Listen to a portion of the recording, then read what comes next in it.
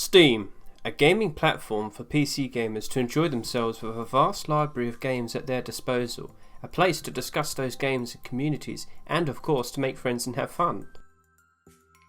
But there is one notable feature that sets this platform into a different level compared to others.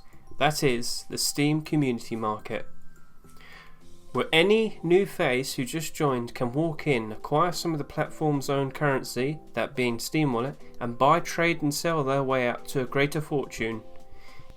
In this presentation I will explain about the many details I've come to learn about engaging the game economies that reside on this marketplace. I will also show how to make use of certain features and help identify very important information in the hopes of teaching beginner and experienced users alike. Hello there, I'm Hedge and I've been trading on Steam for over 6 years now. I started with Team Fortress 2, then Counter-Strike Global Offensive, then eventually Rust, and thanks to experiences in playing each of these games I gained a sense of what a lot of people wanted from them, that being items and skins. In time I learned of this interest, and in understanding the demand from the player bases I kept looking for more ways to improve my own Steam wallet and where to invest next. As you'll soon learn, I've picked up quite a lot of interesting trading details along the way, so that you too can start getting involved, start flipping items and start selling skins for profits. But first, I should start with explaining the Steam market process and the functionalities. So what exactly is bought and sold in the Steam market? Like the 3 games I just mentioned, there are various amounts of games on the Steam platform that allow players to find or gain skins and items, which would then be placed in the player's inventory. The player may choose to keep these skins or items for personal use, or they can choose to list them on the Steam market for sale, depending if they are marketable, and then earn Steam Wallet when the sale is made. Types of sale pages. In terms of buying items on the Steam market, the user will notice different types of layouts when looking at item pages, in which they come in 2 styles which I refer to as Type 1. Menu style. This type of sale page allows players to individually see each listing that has been put on sale, with the lowest priced listing from the top, higher priced at the bottom, and potentially more pages if the item is in high quantity. These pages are typically for TF2 cosmetics or CSGO skins, in which you can freely see the selection of available listings and can learn of the extra details with the specific listings, such as a name or description change, or in this particular case to see what unusual effect these hats have. The key detail with this sale page is the free ability to peruse the page of listings until a player finds one they like and can select the buy now button to make an immediate purchase, in which the item will go straight to their inventory.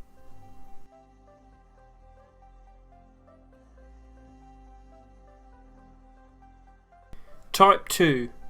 Wholesale style. This type of sale page will only show you what Steam labels as commodity items. To quote Steam's community FAQ, a commodity is a kind of item where all the items are identical and can be traded interchangeably. These items tend to be containers, or what you would know as loot boxes, which will contain a random item or skin once opened and therefore have no special individual details about them. They are all the same and usually bought in large batches like a wholesale. It's not just loot boxes though. There are other items such as sticker capsules, stickers, graffiti, music kits, passes, patches, name tags and more which fall into this category. You can also see this with other games where almost every tool in Team Fortress 2 is a commodity, along with every single skin in Rust. You only need to see below the item's image on its sale page to see the text confirming it. The page will provide the numbers, or rather amount of listings at different prices, which are clearly layered out to the left side. But to the right side of the page you will see a different layer of pricings. These aren't for selling though, these are buy orders. Referring back to Steam's community FAQ again, when buying a commodity item, you specify the price you want to pay, and when an item comes available at that price, the purchase completes. If there isn't an item available immediately at that price, then that request to purchase stays active until an item listed at the right price comes along. This request to purchase is called a buy order.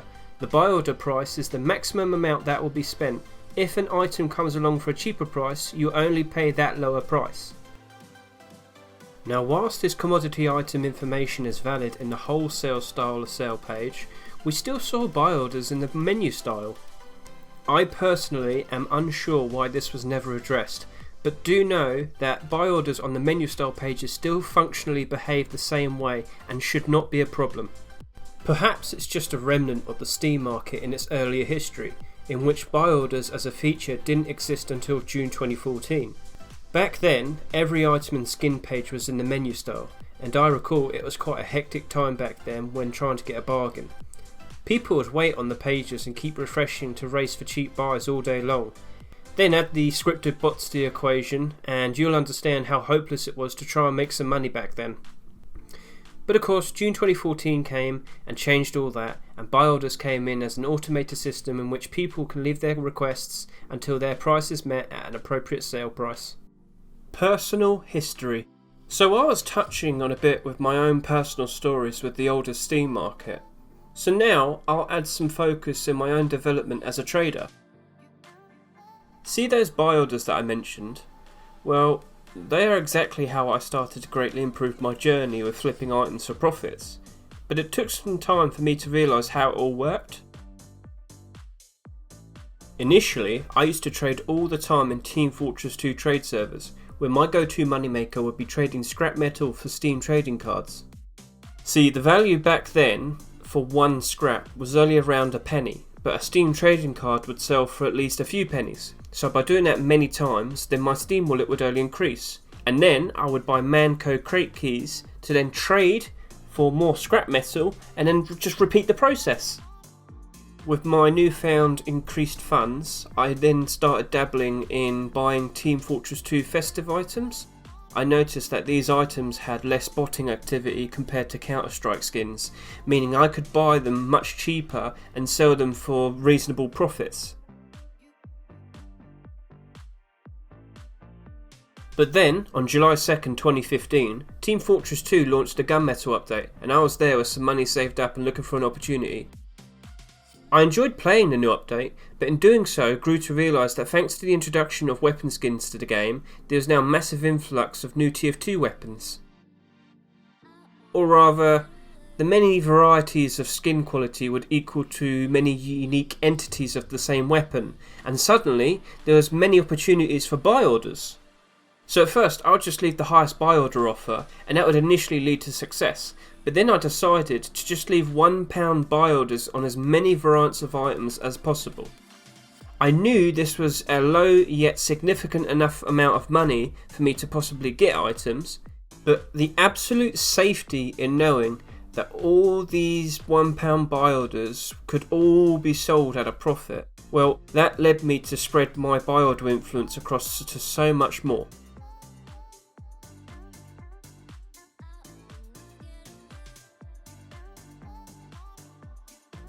People would sell me their skins of varying qualities for this cheap of a price, and then I would just relist them at higher prices and always profit from the sale.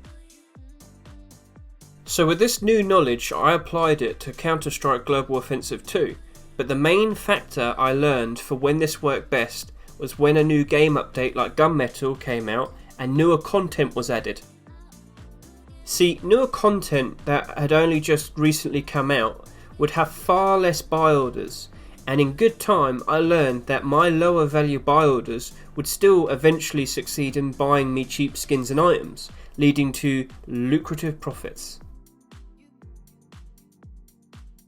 And so, with me buying, selling and profiting even more, I started to realise I could step up and take it a level further, and put myself in a much better position. But how? The buy order priority system. So to improve myself and my trading, what exactly needs to be learned to take it to another level? After a couple years from doing simple flips consisting of buying low and selling high, I learned a system which I call the buy order priority system. This is a process in which the Steam market organises which buy orders get to buy the items that are listed onto the Steam market and in what order. My knowledge of this system has led to me making much better strides in buying skins and items, and whenever new content updates on TF2, CSGO and Rust happen, I am more prepared. Because when new skins and items are added, I will try to make the fastest buy orders on the newer items to get the first priority in buy orders. Now, I realise not everyone will easily understand how exactly priority works, so I'll help with a theoretical scenario and a diagram to help visualise. So, for this example, let's use a TF2 unusual hat, the unusual snack stack, which came out in the summer 2021 cosmetic case. A new TF2 unusual is introduced and revealed onto the Steam marketplace, and as it happens, 4 people make a buy order. In order of who bid fastest, first we have person 1, who is offering $10 for his buy order. Next we have person 2, who is offering $15 for his buy order. Next we have person 3, who is offering $25 for his buy order. And last of the group we have person 4, who is offering $20 for his buy order. As we can see here, person 1 is the fastest and he offered to buy any variations of the TF2 unusual hat for up to $10. That specifically means any listings of the hat that are put up for sale between 3 pennies and $10 will go to person 1. The reason for 3 pennies is due to that being the lowest possible listing allowed on the Steam marketplace. The golden rule for the priority system is that it does not matter if someone bid higher than person 1. Because he was the fastest. If there is a listing put up within person 1's buy order offer, then he will always get it until he either runs out of buy orders, as in his quantity has run out, cancels their buy order, or runs out of funds and can no longer afford the item. However, if an unusual is put up for sale at $12, then it won't go to person 1 because that exceeds their buy order offer. So instead, it will go to the fastest person to make a buy order that offers enough for $12. That would be person 2, who is the fastest to offer to pay for any unusuals between 3 pennies and $15. But because person 1 was faster than them, person 2 will only get sales that range between $10 and 1 penny and $15. Now that we have seen person 1 and person 2, you may understand how priority works now. But now we need to look at the dilemma between person 3 and person 4. You should be aware that if an unusual is sold for $18, it will go to person 3 as it exceeds both person 1 and person 2's offer, and he was faster than person 4. That means person 4 will never get a buy order purchase until person 3 either runs out of buy order quantity, cancels their buy order, or runs out of funds for their buy orders. Person 4's buy order can be seen as pointless unless they are happy to wait. Sometimes it's perfectly fine to wait, but that depends if they can afford to wait.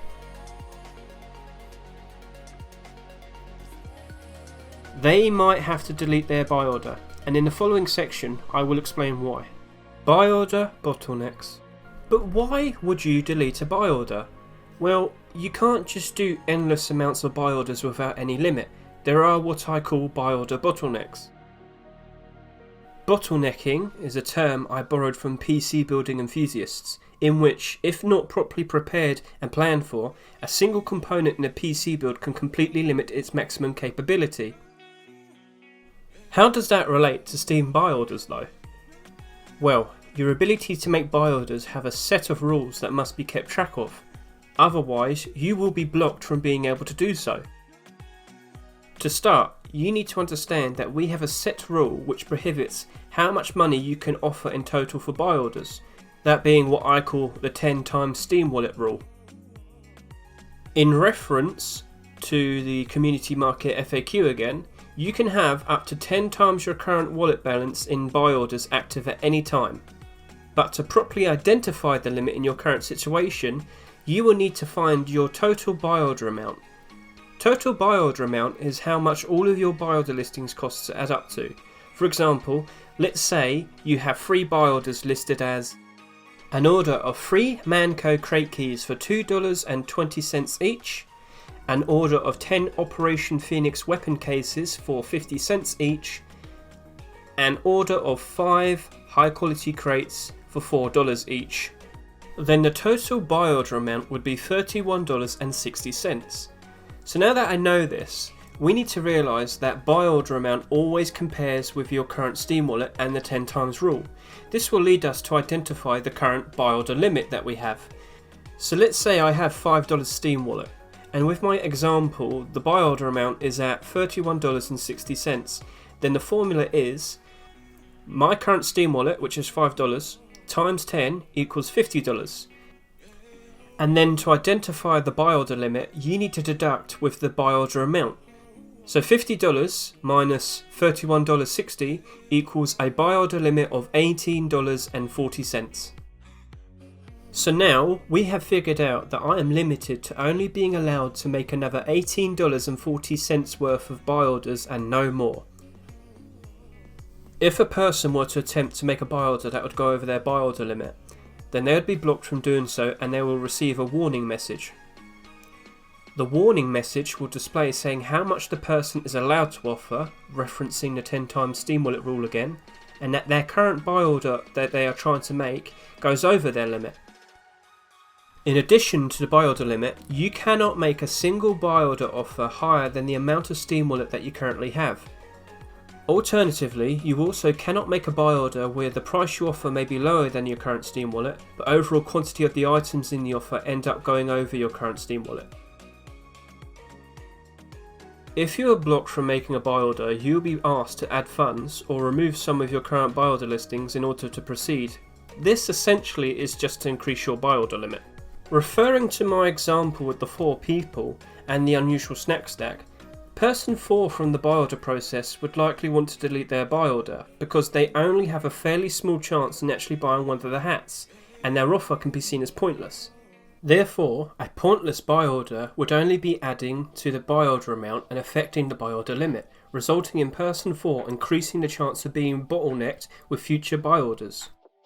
With all this new information, you should be more aware of what can potentially bottleneck you.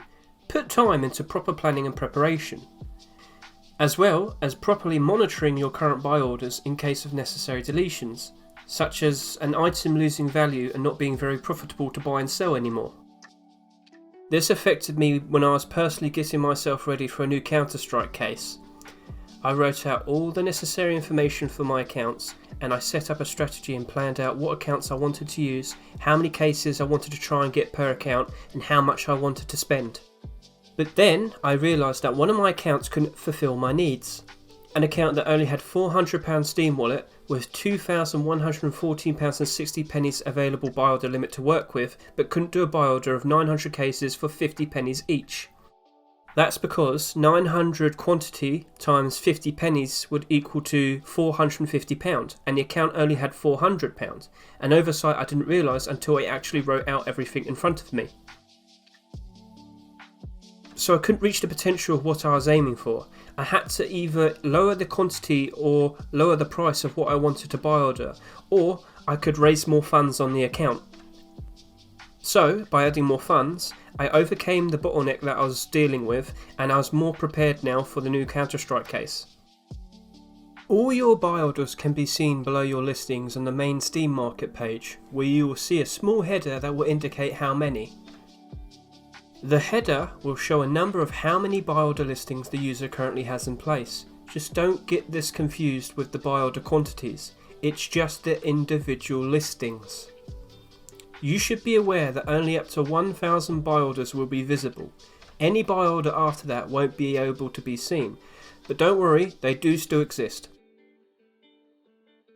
An important additional note to add is that buy orders can break. There are rare cases where the item name has changed, and that can mean that the item has become a new entity on the Steam market. The problem is, your buy order for the previously named item will still exist, but will appear as a blank name when you look at your list of buy orders on your account, a ghost buy order of sorts. I would suggest properly looking to ensure if the item has changed name and if there is a new entity of it on the Steam market before you even consider deleting any buy order. Some buy orders may appear invisible. This can be either two things. As mentioned previously, there is the ghost buy order issue. The second explanation is real simple. There are no current listings of the item you buy ordered. To elaborate, you may have buy ordered this item when there is a listing before in the past, But now, currently, there isn't even a single one available, so it simply shows nothing. I've been doing buy orders now for a few years, and of course I do this regularly in the free games I'm invested in. For instance, TF2 Unusuals or CSGO cases or weekly Rust skins. Now, when a new update happens in a game, you'll have to read the patch notes and learn of what possible new items have been added. The alternate option would be to reading into the loot box details to see content names, like with Counter-Strike and Team Fortress 2 cases. When you are aware of item names, you can edit URLs on browsers for Steam Market listings in preparation for the new items and make your attempts to buy order them. Understanding the approach. With all this knowledge that I've explained in this video, you should understand now that making a faster buy order means you get first service, so you really need to make it count. But most importantly, you should only ever put money down towards items with money you can lose. Treat this like real investing, and don't be foolish. Use your money effectively and focus the games you play. When I was first getting started with buying and selling, I actually played the free games I'm invested in, and I learned what the player base likes. I understand why people have demand for certain things. Remember that unusual snack stack hat I mentioned for my example in the buy order process? I picked that hat specifically because I was in fact the first person to get a buy order onto it, and the second, and the third. Yep, I used 3 accounts that laid out 3 different price regions of differing quantity because I've learned from experience that over time the price of the item will most likely decline. You need to figure out an appropriate price point on the items you want to buy, or what I would call the regions in buy orders. Buy orders are of course layered in different prices, so you will want to get in and put down a buy order that stands out compared to the others to improve your own chances. By getting lower price buy orders in first and putting down higher price buy orders last, if the value of the item drops and is no longer profitable, I can just remove my highest buy order and I then don't potentially lose any money. I also have a variety of price points where I can potentially buy the items knowing that I can't always predict an item price, so it can't hurt to layer out different price regions and monitor the item's price. To break down my approach simply, I have 3 key points that you should keep in mind when you are going to approach buy ordering a new item. That is, knowledge, strategy and preparation. Knowledge. Learn about the games you are investing in. Figure out why some skins or items are more valuable than others. Think like meta play skins, collection sets or items used by popular streamers. Check into the past to see the market patterns and behaviour for similar items and estimate what potential new items or skins will be priced at in the future. Identify trends and consider if an item price will decline after a certain point with a reason, or rise in price at a certain point with a reason. What reasons, you ask? It could be reasons like increased quantity of the item leads to a decrease in its value, or an item becomes discontinued and investors buying out stock which causes prices to go up. Strategy. If you are anticipating a new item appearing on the Steam market that you want to get a buy order on, then you will need to figure out how many items do you want to order, how much money do you want to offer, how many accounts do you want to buy order with. Having more than one Steam account can be handy. Layering out buy orders of increasing value helps with getting more price point regions, which should improve chances in buying the items. It also means if an item you've bid on is notably decreasing in price rather quickly, then you can just remove your highest price buy order whilst still maintaining your lower price buy orders. Knowing this, then you will have a clear idea in how you are going to approach this potential new item or skin. Preparation. So now you understand items and skins players are in demand for, and with buy orders you know what you want to do, but are you properly organised? Avoid those buy order bottlenecks. Write out your plan in front of you. You must make sure you have enough inventory space for your buy order quantities. You must make sure you have enough Steam wallet to fund your intended buy orders. You must know whether you have enough buy order limit to allow those buy orders. Otherwise, you will be blocked from making your orders, and you will miss out from making any profits. So there you have it. I'll have to apologise as it was quite a lengthy talk to fully explain all that, but I wanted to make sure everything was said and was clear. I should also point out that the titles and terms of Buy Order Priority System, 10 times Steam Wallet Rule, Buy Order Bottlenecks, Buy Order Amount and Buy Order Limit aren't official terms used by Valve themselves, but terms I've used when explaining things to people before. I must ask in the future that you do not message me in what to buy. I already get that a lot on my streams. You yourself need to put the effort in and learn what items have demand. That is the only way you will properly grasp what and how to buy and sell Steam items. Put the effort in, learn, and you too can succeed. I will wrap up now, and I'd like to say thank you to everyone that watched this video. I'd greatly appreciate it if you managed to watch it all the way through. I'd like to thank my editor Shetts. I met him when I had an amazing unusual hat he was interested in, and we considered trading with each other. But you know what? I feel like I'm the one who got the better half of the deal after all that, because he's helped me out so much with my Twitch streams. He's helped me get this video made. So again, I thank you, Shetts. You've greatly helped me a lot, and I'm very appreciative of that. I'd also like to thank Society for creating the graphics and the art for the titles and diagrams in this video. He came to me when I first was explaining trading information on Twitch and on Discord servers, and he offered to create all my logos, my Twitch content, and any graphics that would be required for presentations. Society, you've helped me out a lot in improving my presentation here and on my streams, and I greatly appreciate the help you've given me. Finally, I should point out that I stream pretty much every day on Twitch. Unsurprisingly, I'm always talking about buying and selling and trading on Steam, and of course I do play games as well. I do like to have fun, right? I also have a trading Discord. Everybody is welcome to join it and learn about the games I'm currently invested in. I also have some Gama Sutra articles I can link to you in the YouTube description. These were based on psychological works I did back in university. One of them, the behaviourism piece, I do plan to turn that into a video in the future at some point. There's some very interesting information in that one. So, that's it. Thank you very much, and I hope you have a wonderful day. Bye.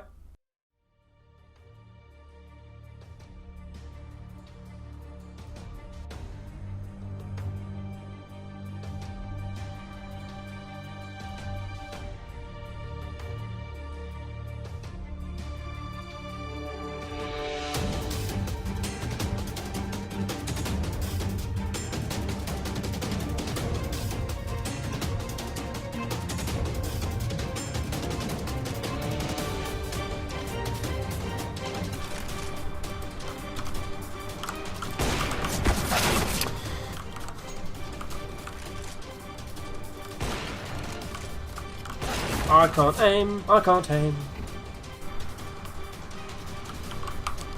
Oh, 360. 360, yeah. Ah.